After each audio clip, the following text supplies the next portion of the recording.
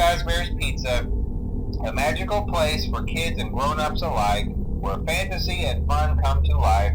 Fazbear Entertainment is not responsible for damage to property or person. Upon discovering that damage or death has occurred, a missing person report will be filed within 90 days or as soon as property and premises have been thoroughly cleaned and bleached and the carpets have been replaced. Blah, blah, blah. Now, that might sound bad, I know, but there's really nothing to worry about. The animatronic characters here do get a bit quirky at night, but do I blame them? No. If I were forced to sing those same stupid songs for 20 years and I never got a bath, I'd probably be a bit irritable at night too. So remember, these characters hold a special place in the hearts of children and we need to show them a little respect, right? Okay. So just be aware, the characters do tend to wander a bit. They're left in some kind of free roaming mode at night. Something about their servos locking up if they get turned off for too long. They used to be allowed to walk around during the day too, but then there was the bite of 87. Yeah. It's amazing that the human body can live without the frontal lobe, you know? Now, concerning your safety, the only real risk to you as a night watchman here, if any, is the fact that these characters, if they happen to see you after hours, probably won't recognize you as a person. They'll most likely see you as a metal endoskeleton without its costume on. Now, since that's against the rules here at Freddy Fazbear's Pizza, they'll probably try to forcefully stuff you inside a Freddy Fazbear suit. Now, that wouldn't be so bad if the suits themselves weren't filled with cross beams, wires, and animatronic devices, especially around the facial area. So you can imagine how having your head forcefully pressed inside one of those could cause a bit of discomfort and death. The only parts of you that would likely see the light of day again would be your eyeballs and teeth when they pop out the front of the mask. Yeah, they don't tell you these things when you sign up. But hey, First Station of the Breeze, I'll chat with you tomorrow. Check those cameras and remember to close the doors only if absolutely necessary. Gotta conserve power. Alright, good night.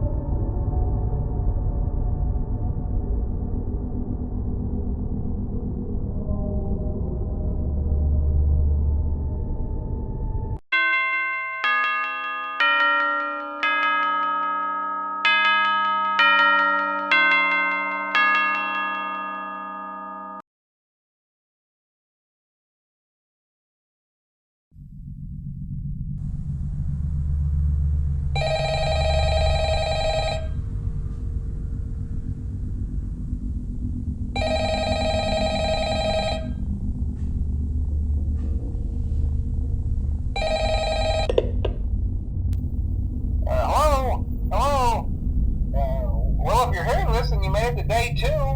Congrats. I won't talk quite as long this time since Freddy and his friends tend to become more active as the week progresses. It might be a good idea to peek at those cameras while I talk, just to make sure everyone's in their proper place, you know. Interestingly enough, Freddy himself doesn't come off stage very often. I've heard he becomes a lot more active in the dark, though, so hey, I guess that's one more reason not to run out of power, right?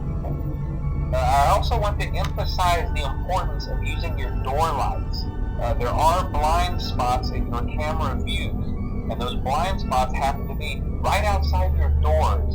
So if you can't find something or someone on your cameras, be sure to check the door lights. You might only have a few seconds to react. Not that you would be in any danger, of course. I'm not implying that. Also, check on the curtain in Pirate Cove from time to time. The character in there seems unique in that he becomes more active if the cameras remain off for long periods of time. I guess he doesn't like being watched. I don't know. Anyway, I'm sure you have everything under control. Talk to you soon.